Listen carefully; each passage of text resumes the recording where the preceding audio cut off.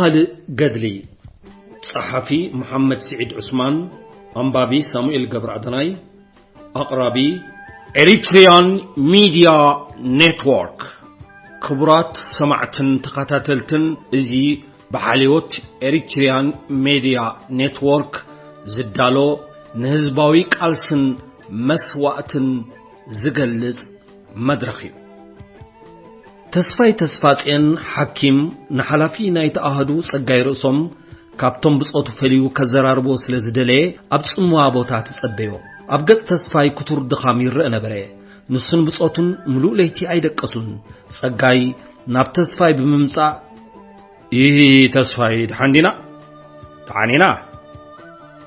نابتم قليهم دقسهم قليهم دما كوفيلهم نابزنو بوروسن كلها نات أمتي تسفاي تشغل كاللغا أنت حدش نقرأ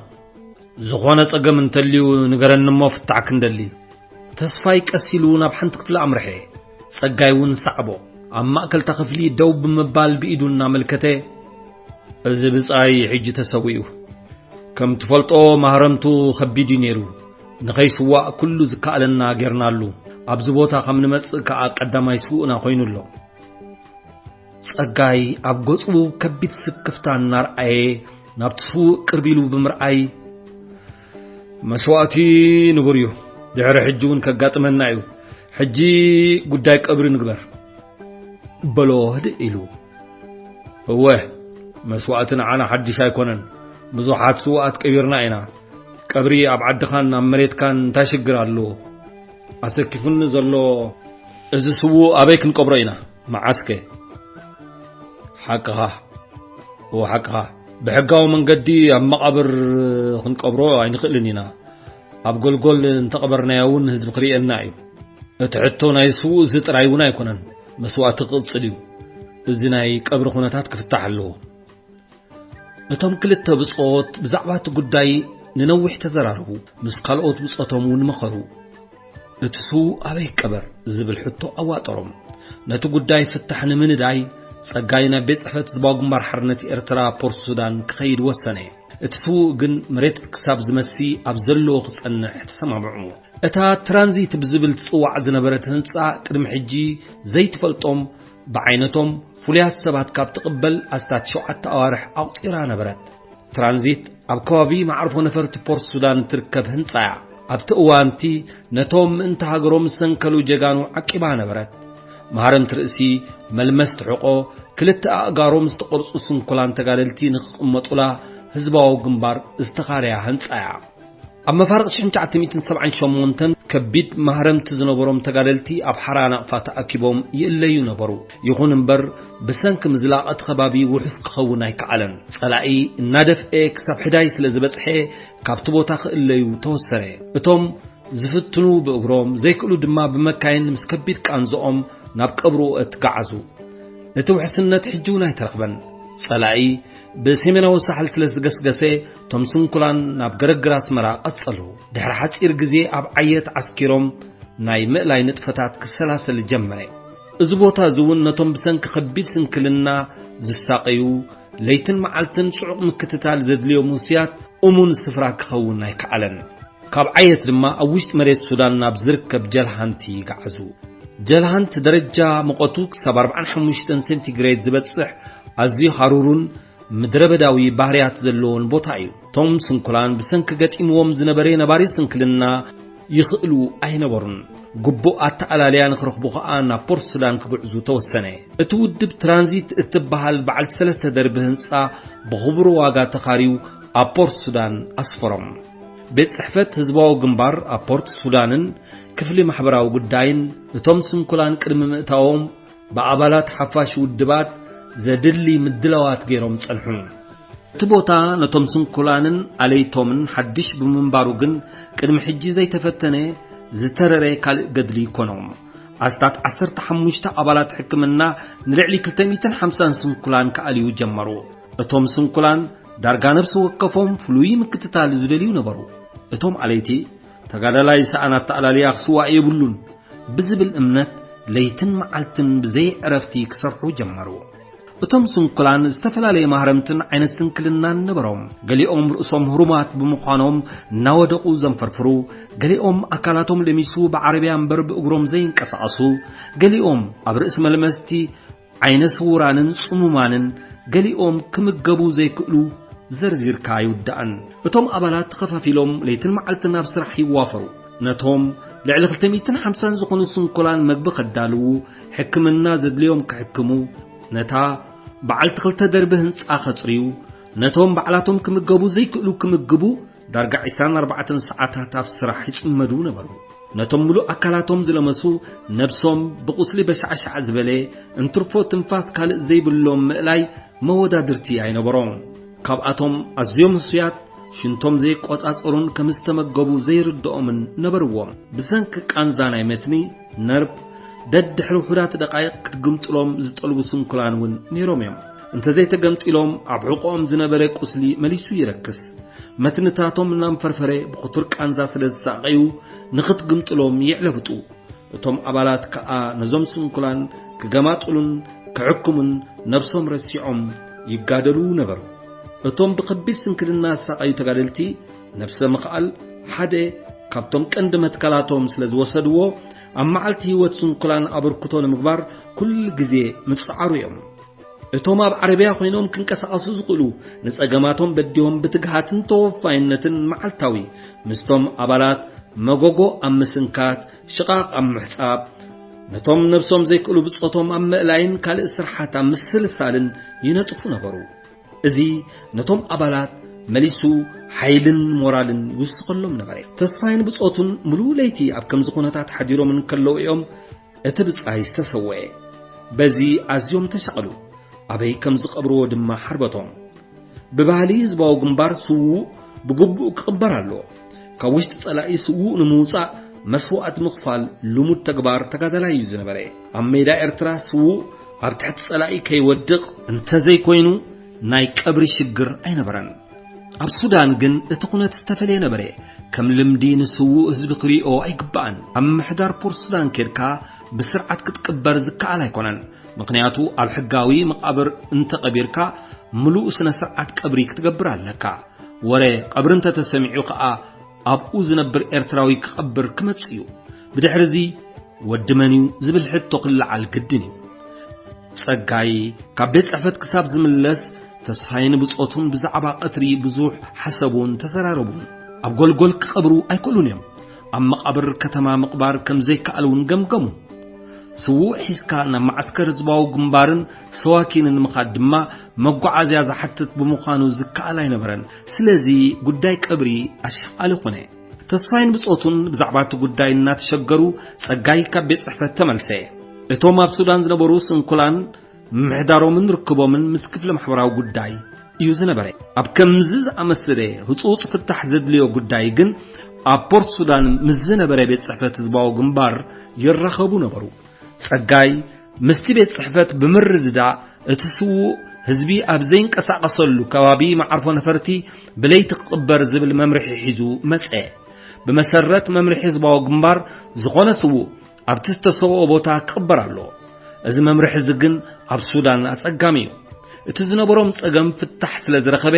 በዓል ተስፋይ ኣብቲ ንቡር ኣህላኽ ይስርሖም ተዋፈሩ እታ ንመሬት ከተንድድ ዝወዓለ ፀሓይ ናብ ምዕራብ ገጻ ሃተፈት ተስፋይ ነቲ ዝገነዝዎ ዘደቀስዎ ብጻዮም እናረኣየ ብዛዕባ ቀብሪ ክንድኡ ምሽቕ ኣሎም ኣተሓሳሰቦ ቀብርን መርዓን ኣብ ጉዕዞ ህይወት ሰብ ቶም ዝኸበሩ ምዃኖም ዘከረ ነቲ ክቡር ፍጡር ካብዚ ዓለም ብክብሪ ክተፋንዎ ግቡእ ምዃኑ ሓሰበ ተጋዳላይ ኣብ ሜዳ ግቡእ ቀብሪ ኣይረኸበን ይኹን እምበር መሬቱ ብክብሪ ተቐቢላ ናይ ዘለዓለም ጤሳ ውትቦ ተጋዳላይ ዳዓን ፍትሓትን ኣይተገብረሉን ግን ምስ ነፍሱ ተዛረበ መሬት መሲው ከባቢ ፍርቅ ለይቲ ምስኮነ በመሰረት ተገብረ ምርዝዳ ካብ ቤት ጽሕፈት ውድብ ፒክ ኣብ መኪና መጽአት ተስፋይን ብጾቱን ነትሬሳ ኣብታ መኪና ሰቂሎም ድልዱላት ሰባት ሒዞም ተበገሱ ከም መደቦም ነትስው ካብ ማዕርፎ ነፈርቲ ርሒቆም ኣብ ሰጣሕ ጎልጎል ክቀብርዎ ተዳልዉ መብራህቲ መኪና ተጠቂሞም ዝኾነ ሰብ ከይረኣዮም ኣብ ውሽጢ 10 ደቂቃ ሓመድ ኣዳም ከልብስዎ ተሰማምዑ እቲ እምኒ ይኹን ከውሒ ዘይርከቦ መሬት ሓድሽ ደሽ ይዝብል ስጋኣቶም ግን ዝኾነ ሰብ እንተሪእዎም ስለምንታይ ኣብ መቃብር ዘይቀብሩ ስለምንታይ ብለይቲ መሪጾም እንታወትዮም ዝብል ሕቶ ክመጽእ ስለ ዝኽእል ከይተራእየ ክቐብርዎ እዩ መደቦም ገሊኦም እናተጸናጸኑ ገሊኦም እናቋዓቱ ከምታ ዝሓሰብዋ ብኽብሪ ቀበርዎ